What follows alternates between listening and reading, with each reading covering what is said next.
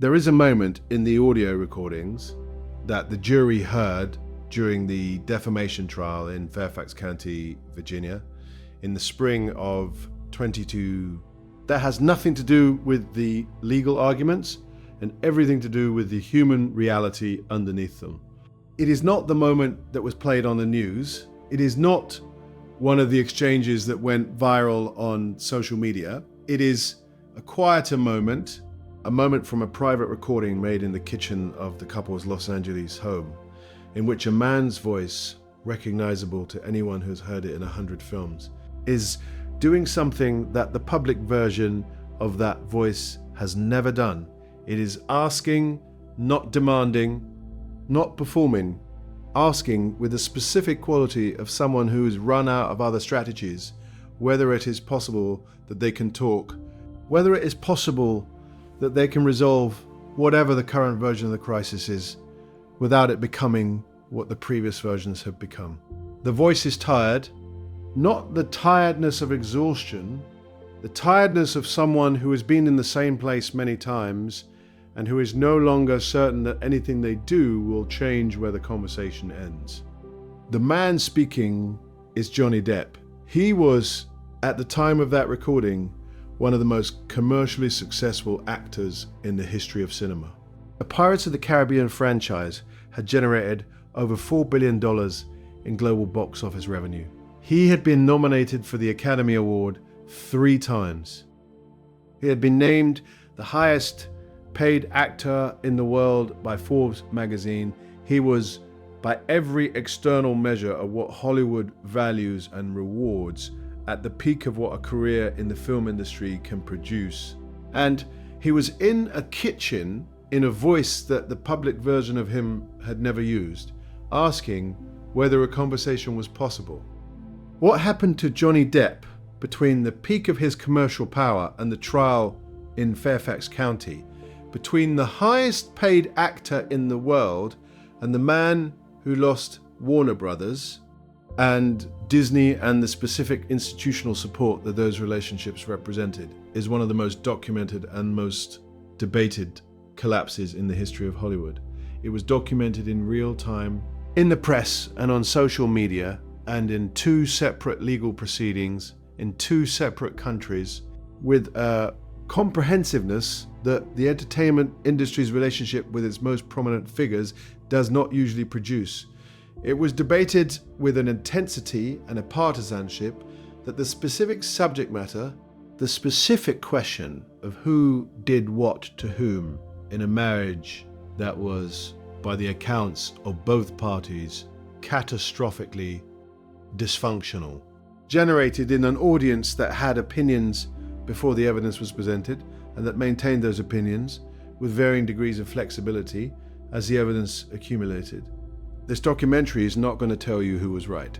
The legal proceedings have produced verdicts, and the verdicts are in the record, and the record speaks. What this documentary is going to examine is the mechanism, the specific way that Hollywood, the industry, the studios, the specific institutional logic of a business that is organized around the protection of commercial assets responded to the allegations against Johnny Depp, the decisions that were made and when they were made and on what basis, and what those decisions reveal about the specific power that the industry holds over the people it has made valuable and the specific conditions under which it chooses to exercise that power.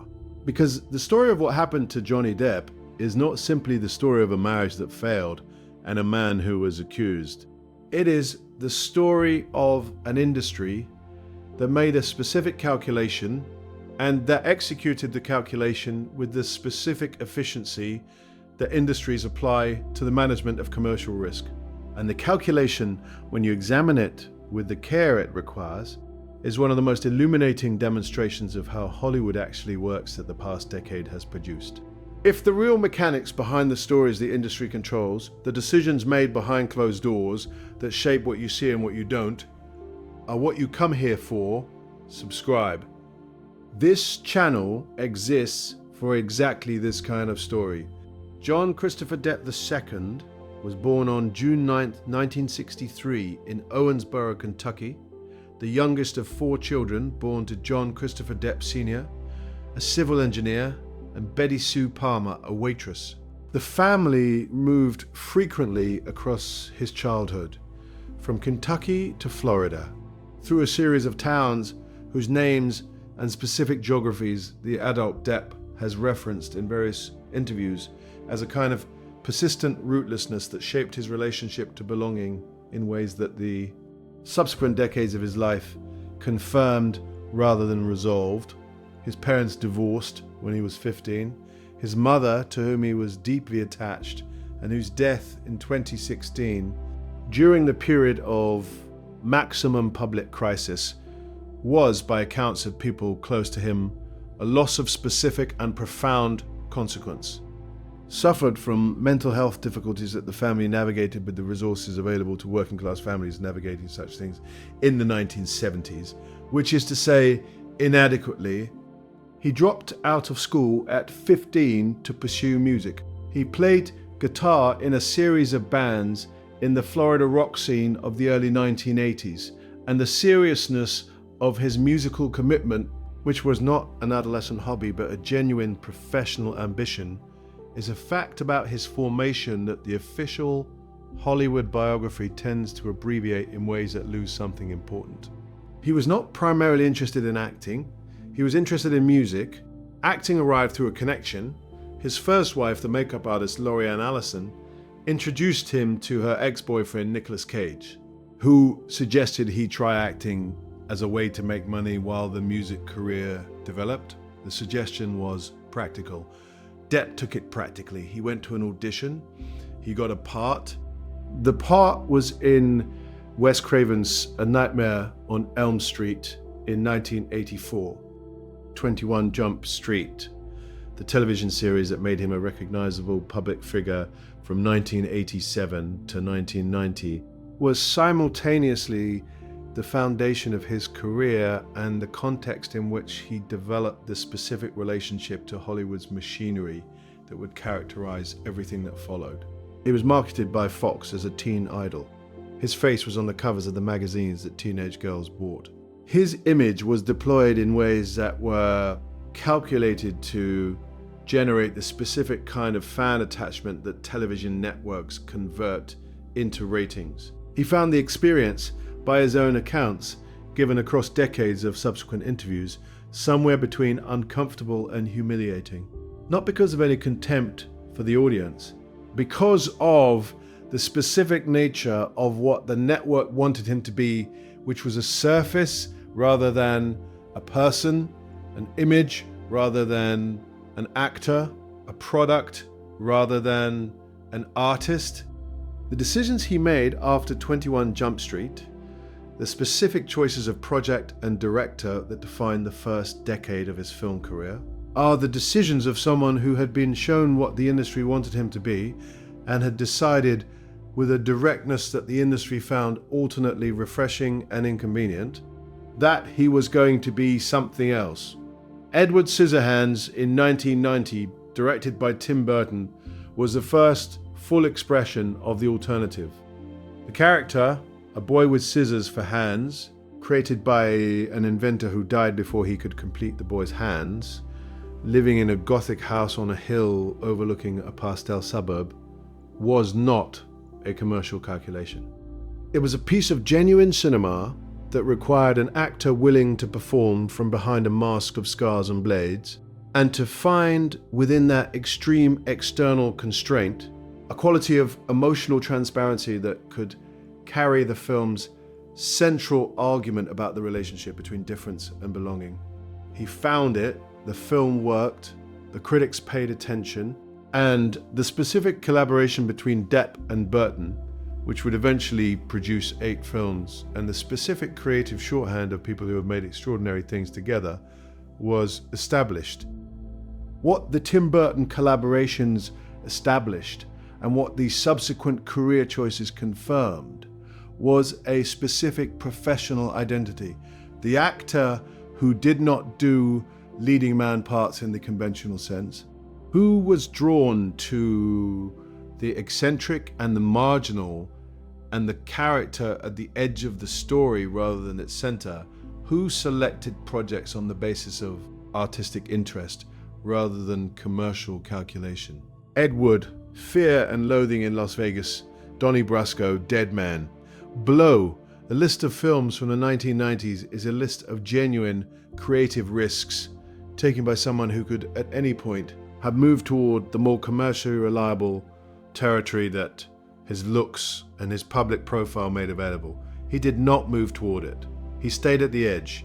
And the specific quality of the career he built there, the specific combination of critical respect and audience affection that the eccentric roles produced, was the foundation on which Pirates of the Caribbean arrived in 2003 and changed the financial scale of everything. What the Tim Burton collaborations established and what the subsequent career choices confirmed was a specific professional identity, the actor who did not do leading man parts in the conventional sense, who was drawn to the eccentric and the marginal and the character at the edge of the story rather than its center, who selected projects on the basis of artistic interests rather than commercial calculation. Ed Wood, Fear and Loathing in Las Vegas, Donnie Brasco, Dead Man, Blow. The list of films from the 90s is a list of genuine creative risks taken by someone who could, at any point, have moved toward the more commercially reliable territory that his looks and his public profile made available. He did not move toward it, he stayed at the edge, and the specific quality of the career he built there, the specific combination of critical respect and audience affection that the eccentric roles produced, was the foundation on which Pirates of the Caribbean arrived in 2003 and changed the financial scale of everything. Hunter S. Thompson is the figure in his life whose influence on his formation as a person and as an artist is most difficult to quantify and most important to understand. He played Thompson in Fear and Loathing in Las Vegas in 1998 and in The Rum Diary in 2011.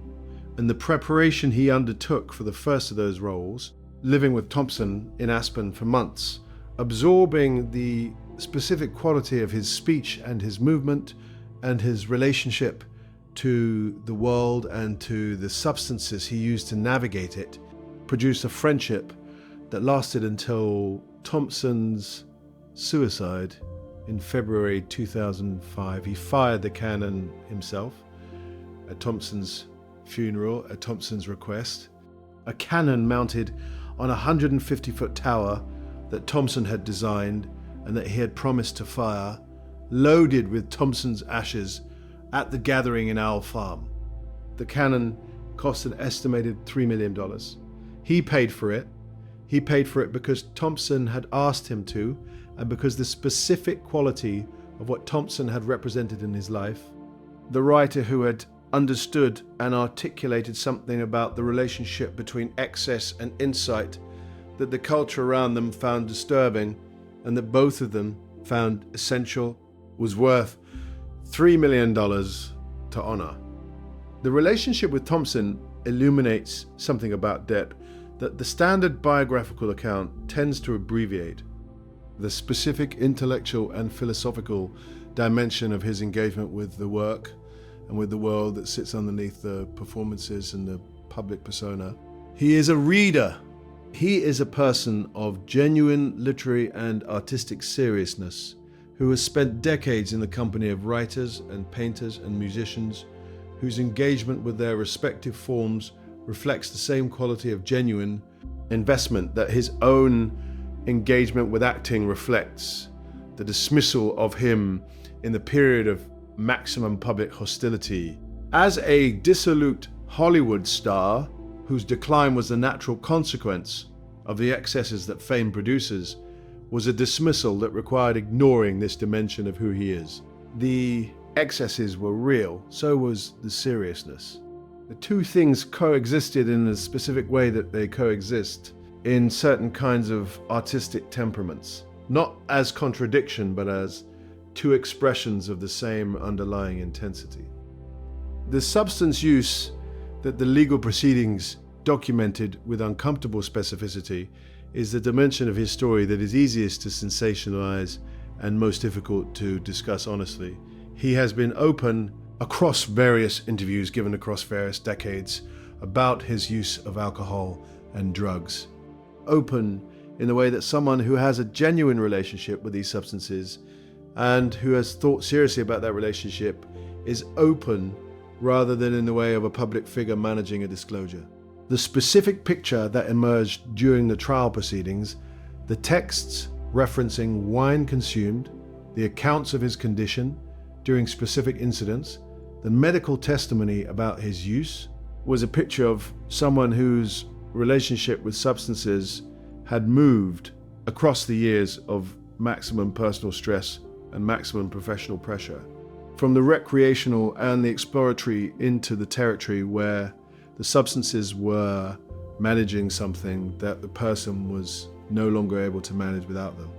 What the substances were managing in the period of the marriage and the period immediately preceding it was the accumulated weight of the specific combination of professional pressure and personal loss and the specific quality of anxiety that the scale of his commercial success had produced rather than resolved.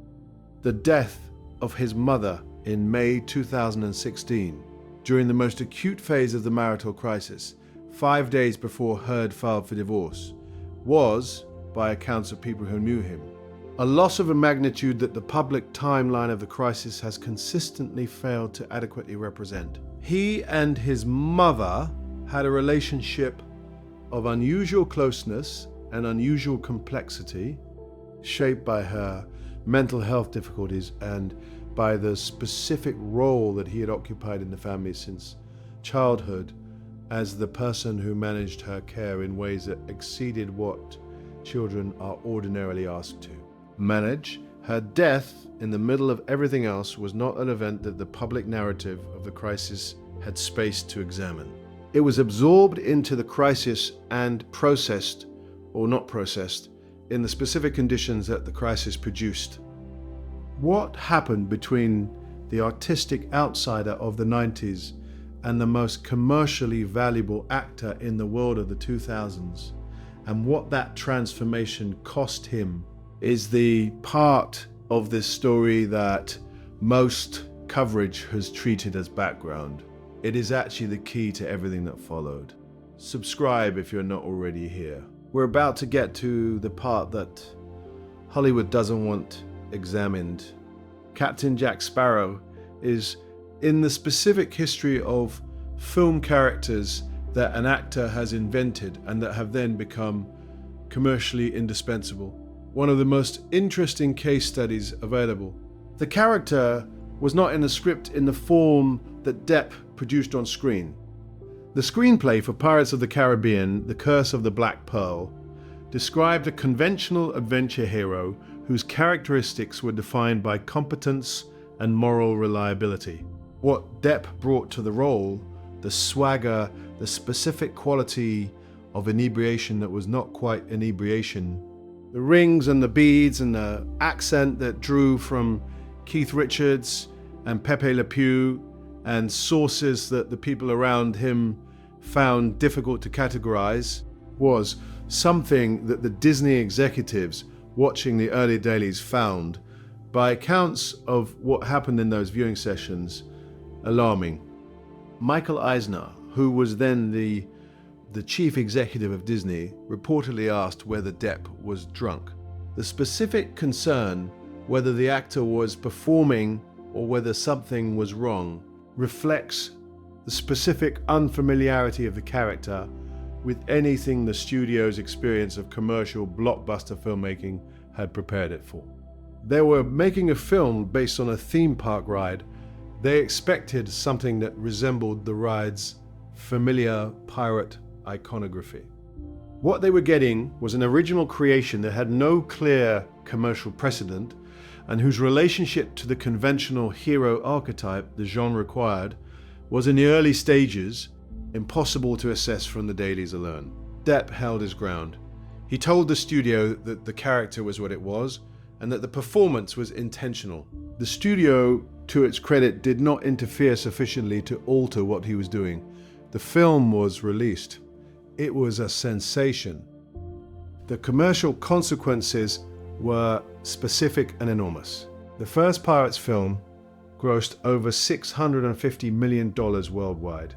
The second film, released in 2006, grossed over $1 billion, making it the third film in history to reach that threshold at the time of release. The franchise became, across 4 sequels and 2 decades, the model for the kind of globally distributed tentpole franchise that the major studios reorganized their entire commercial strategy around in the years following its success. And Depp, who had spent the previous decade deliberately avoiding the commercial center of the industry, found himself at its exact center.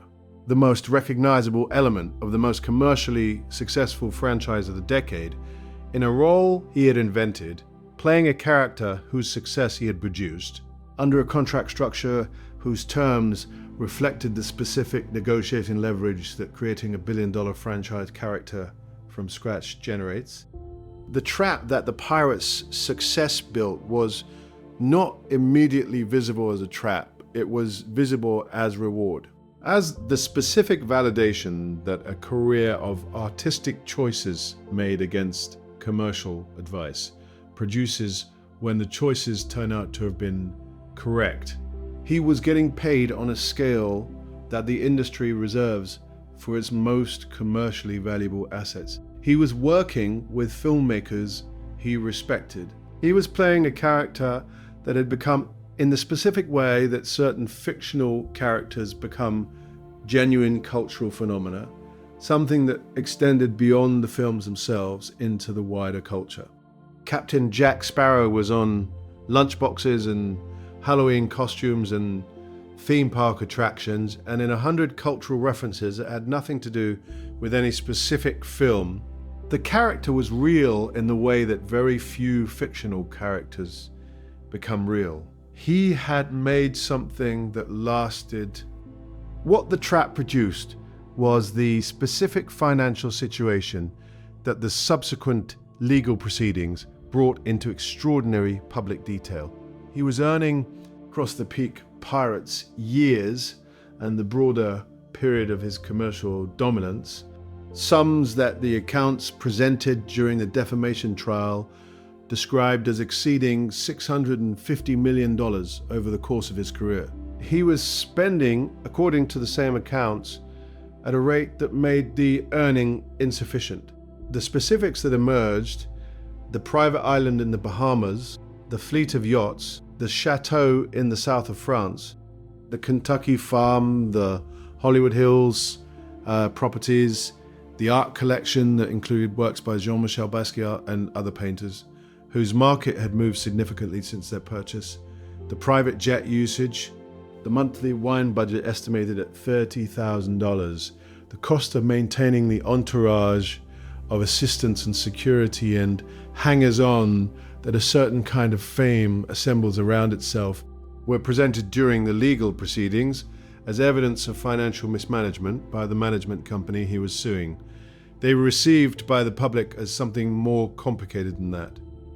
The trap that the Pirates' success built was not immediately visible as a trap. It was visible as reward. As the specific validation that a career of artistic choices made against commercial advice produces when the choices turn out to have been correct. He was getting paid on a scale that the industry reserves for its most commercially valuable assets. He was working with filmmakers he respected. He was playing a character that had become, in the specific way that certain fictional characters become genuine cultural phenomena, something that extended beyond the films themselves into the wider culture. Captain Jack Sparrow was on lunchboxes and Halloween costumes and theme park attractions, and in 100 cultural references that had nothing to do with any specific film. The character was real in the way that very few fictional characters become real. He had made something that lasted. What the trap produced was the specific financial situation that the subsequent legal proceedings brought into extraordinary public detail. He was earning, across the peak Pirates years and the broader period of his commercial dominance, sums that the accounts presented during the defamation trial described as exceeding $650 million over the course of his career. He was spending, according to the same accounts, at a rate that made the earning insufficient. The specifics that emerged: the private island in the Bahamas, the fleet of yachts, the chateau in the south of France, the Kentucky farm, the Hollywood Hills properties, the art collection that included works by Jean-Michel Basquiat and other painters whose market had moved significantly since their purchase, the private jet usage, the monthly wine budget estimated at $30,000, the cost of maintaining the entourage of assistants and security and hangers-on that a certain kind of fame assembles around itself, were presented during the legal proceedings as evidence of financial mismanagement by the management company he was suing. They were received by the public as something more complicated than that. The entourage economy that a career at his level produces is worth examining with more care than the trial coverage applied to it, because it illuminates something about the specific vulnerability of people at the top of the commercial entertainment hierarchy that the standard narrative of wealth and excess does not capture. When a person becomes commercially valuable at the scale he became commercially valuable, they become the center of a network of people whose livelihoods depend on the continuation of that commercial value. Agents, managers, lawyers, publicists, assistants, security personnel, drivers, chefs. The full infrastructure of a major film star's daily life are people whose income is generated by proximity to the person at the center. The person at the center becomes, in this arrangement, responsible not simply for their own financial well-being, but for the financial well-being of the network. The network develops interests in maintaining the spending, in maintaining the scale of the operation, in ensuring that the commercial activity that funds the whole structure continues at the level that makes the whole structure viable. These interests are not always identical to the interests of the person at the center. They are rarely articulated as a conflict. They shape decisions in ways that the person at the center does not always perceive as shaped. The specific allegation against the management group, the claim that his former business managers had mishandled his finances, failed to pay taxes, made unauthorized loans, and generally managed his affairs with an incompetence that had cost him tens of millions of dollars, produced, when the management company countersued, the specific defense that his own spending was the source of the financial difficulties.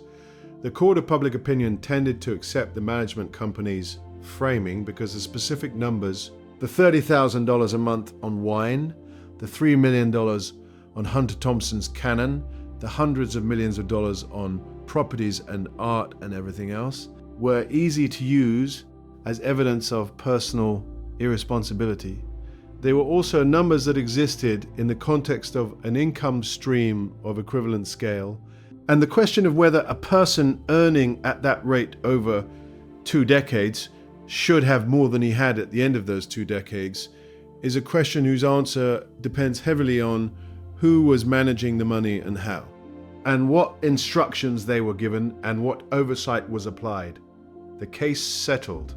The specific distribution of responsibility between the spender and the managers of the spending was never adjudicated to a final verdict. The management company case, the lawsuit against the management group, which he filed in 2017, alleging that his former business managers had mishandled his finances, produced in the discovery process the specific documentation of his financial situation that the subsequent Heard case then made public on an even larger scale. He claimed that his managers had failed to pay his taxes on time, had made unauthorized loans and purchases, and had generally managed his affairs with an incompetence that had cost him tens of millions of dollars. The management company countersued, arguing that their client's spending was the source of the financial difficulties and that no level of professional management could have addressed expenses at the scale he was incurring. The case was eventually settled. Its specific outcome was less important for the purposes of understanding what happened to him than what it revealed about the specific relationship between the scale of his earning and the scale of his spending and the specific anxiety that the management of that gap had produced over years. What I want to do now is take you to the part of this story that the legal proceedings documented with extraordinary comprehensiveness and that the coverage of the proceedings failed to examine with the analytical depth it required. It is the part about the specific decision that Disney made in November 2018 and the specific decision that Warner Brothers made in November 2020 and the specific process by which those decisions were reached. Because those decisions, those two moments of institutional withdrawal, are the mechanism of what this documentary describes as Hollywood's near destruction of Johnny Depp. And the mechanism, when you examine it carefully, reveals something about how the entertainment industry manages reputational risk that everyone who consumes that industry's products should understand. Stay with me. Amber Laura Heard was born on April 22nd, 1986 in Austin, Texas, and came to Los Angeles in the early 2000s with the specific combination of physical beauty and professional ambition that the industry processes through the machinery of casting and development, and the gradual construction of a career.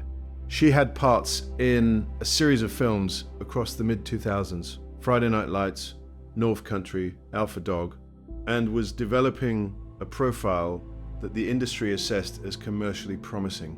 She and Depp met in 2009 during the filming of The Rum Diary, based on Hunter S. Thompson's novel in which she played opposite him. They began a relationship. He was 45. She was at the near peak of his commercial dominance. She was at the early stage of a career whose trajectory the relationship with him was going to affect in ways that neither of them at the beginning could have fully anticipated. They married in February 2015. The marriage lasted 15 months before Heard filed for divorce in May 2016 and simultaneously sought a temporary restraining order against Depp, alleging domestic violence. The allegations were, in a specific media and cultural environment of 2016, received with the specific presumption that the environment had developed in the years following a series of high-profile cases involving prominent men and the women who accused them of various forms of abuse. The restraining order was granted. The divorce proceedings began. They were settled in August 2016, with Heard receiving a $7 million settlement, which she subsequently pledged to donate to the American Civil Liberties Union and to the Children's Hospital of Los Angeles. Depp denied the allegations. He denied them in 2016. He denied them across the years of subsequent legal proceedings. The specific record of what the relationship between Depp and Heard actually contained, the recordings, the text messages, the photographs, the testimony of witnesses who were present in the various locations where the alleged incidents occurred, was not publicly available in 2016. The public record in 2016 consisted of the allegations, the restraining order, the photographs that Heard's legal team had provided to media organizations that published them, and the denials. In that specific informational environment, the industry made its calculations. Disney did not fire Depp from Pirates of the Caribbean in 2016 when the initial allegations were made. It waited, it watched, it assessed. The fifth Pirates film was in post-production. It was released in May 2017. It grossed over $700 million globally, a number that was lower than the second and third films, but sufficient to confirm the franchise's continued commercial viability. The sixth film was in development. Depp was attached. The commercial logic of the franchise's continued production, the specific value of the character he had created, and the specific value of his continued association with it remained intact. Disney did not move. The Washington Post opinion article published on December 18, 2018, under Amber Heard's byline, was the event that changed the calculation. The article did not name Depp. It described Heard as a public figure representing domestic abuse and discussed her experience of the culture's wrath in the period following the allegations she had made. The article appeared at the height of the Me Too movement's cultural dominance, the specific moment when the industry's institutional response to allegations of abuse against its prominent male figures was being shaped in real time by the specific combination of genuine moral reckoning and commercial risk assessment that the movement produced in institutions that are simultaneously motivated by ethics and organized around the protection of commercial assets. Disney removed Depp from Pirates of the Caribbean within weeks of the article's publication. The specific timing, not the allegations in 2016, not the restraining order in 2016, not the settlement in 2016, but the Washington Post op-ed in December 2018, is the detail that the coverage of his case has consistently underweighted. The industry did not respond to the allegations when the allegations were made. It responded when the allegations were given renewed public prominence at the moment of maximum cultural sensitivity to exactly this kind of allegation. The commercial risk calculation changed not because the underlying facts changed, but because the cultural environment in which those facts were being assessed changed. Disney's decision was a response to the cultural environment, not to the evidence. We are at the center of this story, and I want to say directly what most coverage of this case has been reluctant to say directly. The question of what happened in the Depp-Heard marriage, who abused whom, in what circumstances, to what degree, is a question that two legal proceedings have now addressed, with verdicts that do not fully agree with each other, and that the specific advocates for each party continue to contest. What is not contested, and what this documentary has been building toward, is the following. The entertainment industry's response to the allegations against Johnny Depp was not organized around the evidence. It was organized around the cultural moment. And the cultural moment changed, and when the cultural moment changed, the industry's response changed with it. That sequence, allegation, institutional withdrawal, legal process, verdict, partial restoration, is the mechanism this documentary is about. And what it reveals about the power that Hollywood holds over the people who make it valuable is something that every person who cares about how that power is exercised should be thinking about. Depp filed a libel suit in the United Kingdom against the tabloid The Sun, whose publisher News Group Newspapers had published an article in 2018 calling him a wife beater. The case was heard in the High Court in London across July and August 2020. The judge, Mr. Justice Nicol, delivered his judgment in November 2020. He found in favour of News Group Newspapers. He found that the newspaper had substantially proved the truth of the wife-beater description, that the evidence supported the conclusion that Depp had been physically abusive to Heard on multiple occasions. The judgment was specific and detailed. It assessed individual alleged incidents and reached conclusions about the credibility of the witnesses and the balance of probabilities in each case. It went against Depp on the majority of the specific incidents it examined. Warner Bros. Responded to the UK judgment within days. They asked Depp to resign from his role as Gellert Grindelwald in the Fantastic Beasts franchise, in which he had appeared in 2 films and was scheduled to appear in the third. he resigned. The statement he issued was careful and dignified and contained in its specific phrasing, both the acknowledgement that he was stepping down and the implicit maintenance of the denial that had characterized his response to all the allegations across all the preceding years. He said that the request had been made and that he had agreed with it. He said nothing more than that. The role was subsequently recast with Mads Mikkelsen, who was well received in it. The Virginia trial, the defamation case that Depp filed against Heard in the United States, based on the Washington Post article, began in April 2022 and lasted 6 weeks. It was televised. This was the specific decision, the decision to allow cameras in the courtroom, that transformed the proceedings from a legal dispute into a cultural event of a scale that civil defamation trials do not typically reach. The daily testimony was streamed live on YouTube and on television networks and was consumed by an audience whose size and whose engagement with the material exceeded anything that a defamation trial had previously generated, with the specific intensity of a public trial that is simultaneously a legal proceeding and a performance. The performance dimension, the specific way that both parties and their legal teams understood that they were presenting their case, not only to the jury of 7 people in the courtroom, but to the considerably larger jury of public opinion. Watching online shaped the proceedings in ways that legal observers found interesting and occasionally alarming. Depp's legal team was sharper.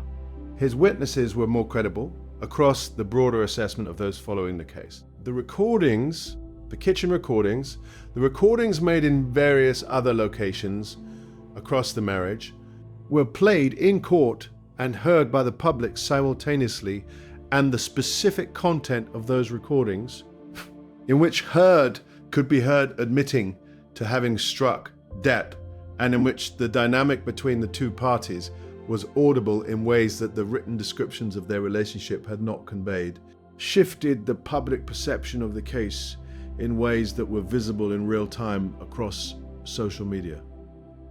The performance dimension, the specific way that both parties and their legal teams understood that they were presenting their case not only to the jury of 7 people in the courtroom, but to the considerably larger jury of public opinion. Watching online shaped the proceedings in ways that legal observers found interesting and occasionally alarming. Depp's legal team was sharper. His witnesses were more credible across the broader assessment of those following the case. The recordings, the kitchen recordings, the recordings made in various other locations across the marriage, were played in court and heard by the public simultaneously, and the specific content of those recordings, in which Heard could be heard admitting to having struck Depp, and in which the dynamic between the two parties was audible in ways that the written descriptions of their relationship had not conveyed, shifted the public perception of the case in ways that were visible in real time across social media. The social media dimension of the Virginia trial is itself a phenomenon that the legal academy and the journalism profession have not yet fully processed. The trial became, on TikTok and Twitter and YouTube, a communal event whose daily episodes were commented on and analysed and memed, and shared with an engagement that exceeded most scripted entertainment. The specific quality of Depp's courtroom demeanour, the humour, the apparent equanimity, the specific quality of someone who had decided to tell the truth and was finding, having made that decision, that the truth was sufficient, generated a public attachment that was both genuine and, in its specific form, something that legal proceedings are not designed to produce. He became a protagonist. The audience wanted him to win, not simply because they had assessed the evidence and reached a legal conclusion, but because they had formed an emotional relationship with him across 6 weeks of daily viewing, and the emotional relationship was pointing toward a specific outcome.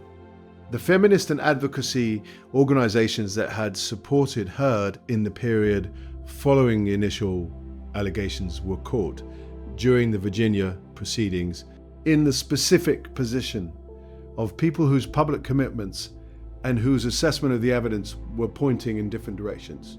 The American Civil Liberties Union, to which Heard had pledged a portion of her divorce settlement, had employed a staff member who had helped draft the Washington Post article, a detail that Depp's legal team developed at some length during the trial, and that the broader coverage treated as significant evidence of the institutional support that the original allegations had received.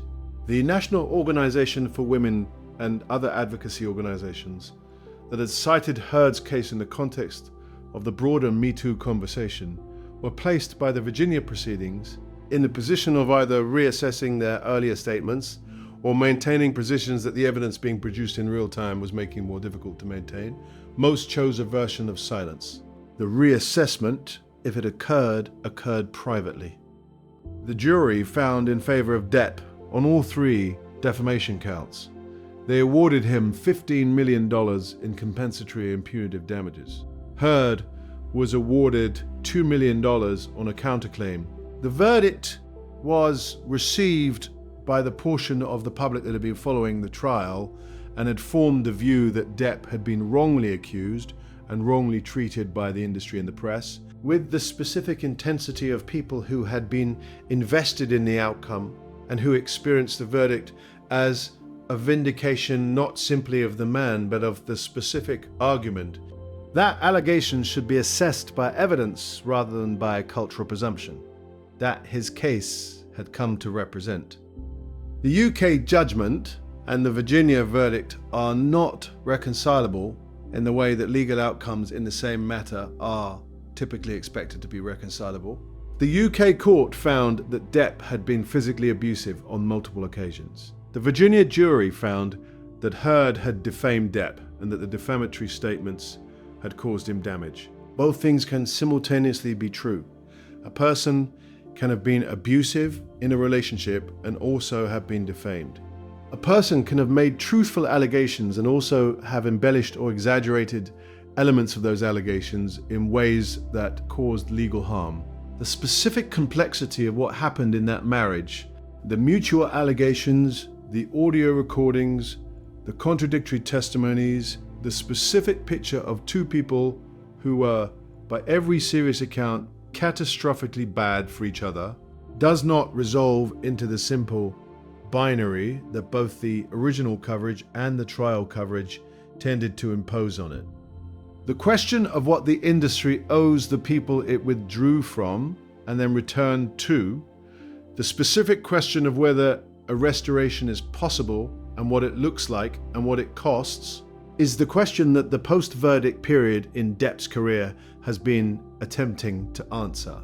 The answer is complicated and partial and not yet complete, and the complications are themselves illuminating about the specific nature of the power that the industry holds. He was not reinstated in Pirates of the Caribbean after the Virginia verdict. Disney did not call.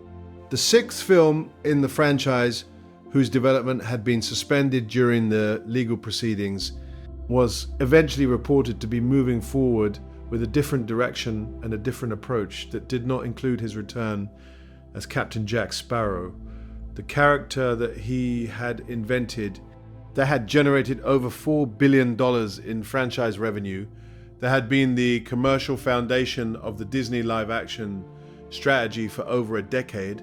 That character was not returned to him with the verdict. The verdict changed the public conversation. It did not change the commercial calculation. Disney assessed the situation and reached the conclusion that a return was more complicated than the verdict made it appear, and that the complications were sufficient to justify continuing in a different direction. The restoration that has occurred outside the major American studios. He made a film in France, La Favorite, directed by Maïwen, that was selected to open the Cannes Film Festival in 2023. The selection was itself a statement. Cannes is an institution with its own aesthetic and cultural authority that is not identical to Hollywood's commercial authority. And the decision to open the festival with a Depp film was a decision that the festival's leadership understood would be read as a signal. It was read as a signal. The film received mixed reviews. His performance received reviews that were, by the general consensus of critics who assessed it, positive. He was in Cannes. He was on one of the world's most visible stages. He was working. The reception at Cannes, the specific quality of the crowd's response to his appearance on the red carpet and at the post-screening standing ovation, was documented and shared widely, and the documentation carried the specific weight of a public figure returning to public visibility after a period of enforced absence. It was not a triumphant return in the Hollywood sense, which would require a studio announcement and a franchise commitment and the specific machinery of commercial restoration that the major studios control. It was something more personal and more ambiguous. A European festival, a French film, a director who had decided that the conversation about him was insufficient and that the work was what mattered, an audience that stood and applauded in a way that the people watching the footage read as a verdict more immediate and more human than any jury could deliver. He stood on the stage and received it. His face in the footage was the face of someone for whom the standing ovation was arriving after years of the opposite. The question of what his career looks like in the decade ahead, whether the Hollywood restoration that the Virginia verdict's logic suggests should follow will in fact follow, and on what terms, and when, is a question that the public record does not answer and that the industry has not yet answered with the specificity that a clear announcement would require. He has projects, he has collaborators in Europe and in the independent space who value what he brings to work in the way that the studios that built him used to value it before the calculation changed. Whether the calculation changes back, whether Disney calls about pirates, or whether Warner Brothers revisits the Fantastic Beasts decision, or whether some other major American studio decides that the commercial risk has been sufficiently resolved by the Virginia verdict to make a large-scale commercial commitment viable, is a question whose answer will itself be an illuminating data point about the specific mechanism this documentary has examined. The mechanism of institutional calculation, the mechanism that withdraws and restores on the basis of commercial risk rather than human truth. The mechanism that almost destroyed him, the mechanism that has not finished deciding what comes next. The specific architecture of what his career looks like in the years following the Virginia verdict is the architecture of someone who has been through the specific experience of institutional withdrawal and partial restoration, and who has reached conclusions about the industry that the experience was likely to produce. He works in Europe. He works with independent producers whose relationship to the Hollywood studio system is not the relationship of dependence that makes the studio's approval commercially necessary. He does not appear to be pursuing the kind of large franchise commercial work that the pre-trial period of his career was organized around. Whether this reflects a genuine recalibration of his professional priorities or the specific reality that the doors to that kind of work have not reopened is a question that the public record does not fully answer. The broader lesson that his case offers about the specific mechanism of Hollywood's power over its most valuable assets is a lesson that goes beyond his individual situation. The studios are not courts. They are not required to assess evidence before acting on allegations.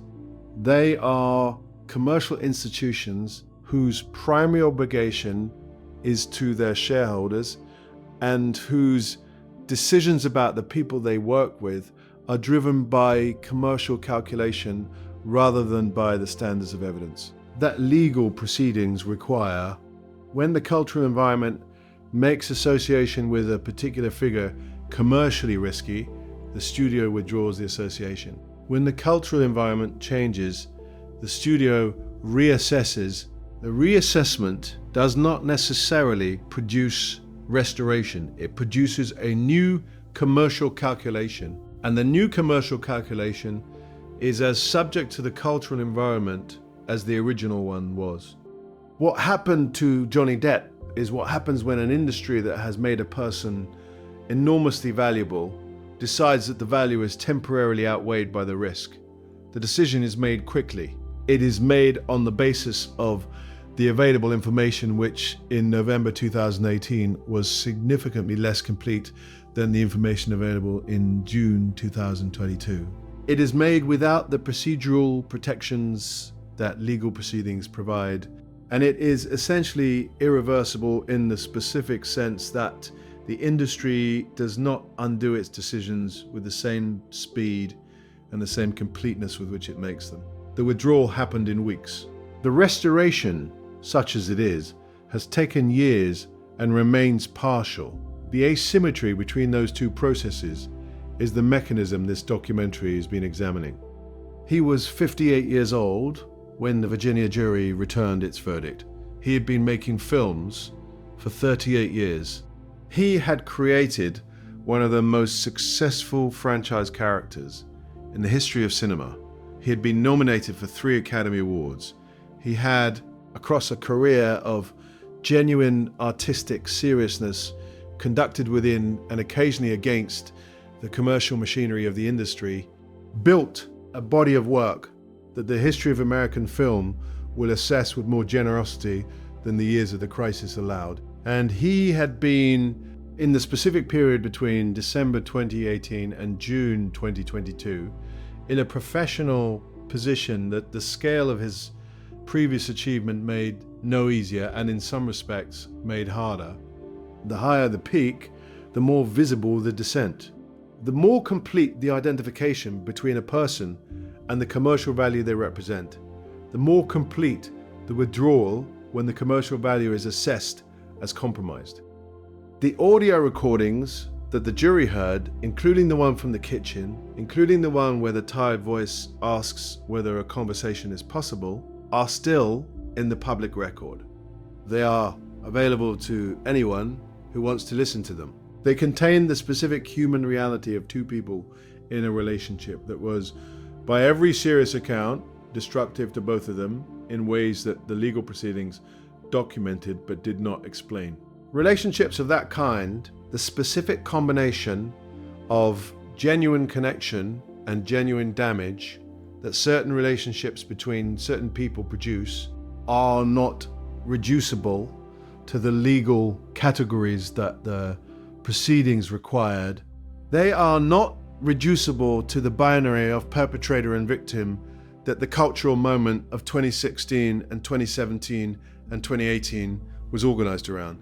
They are what they are, two people who made each other worse in a context of extraordinary public exposure, and whose making each other worse was then processed by an industry that converted the damage into commercial risk and acted accordingly.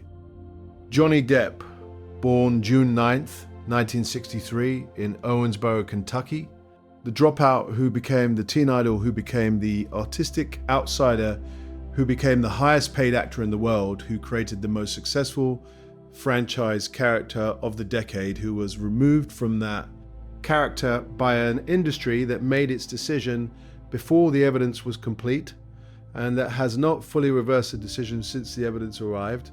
The man in the kitchen, asking whether a conversation is possible in the voice that the world recognized and that the world was not paying attention to in that moment, because the world was paying attention to the other thing.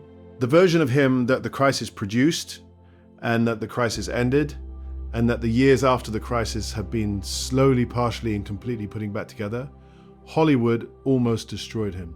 The almost is doing significant work in that sentence. The work is not finished. Thank you for staying until the end. This is the celebrity code, and the code, once you see it, cannot be unseen.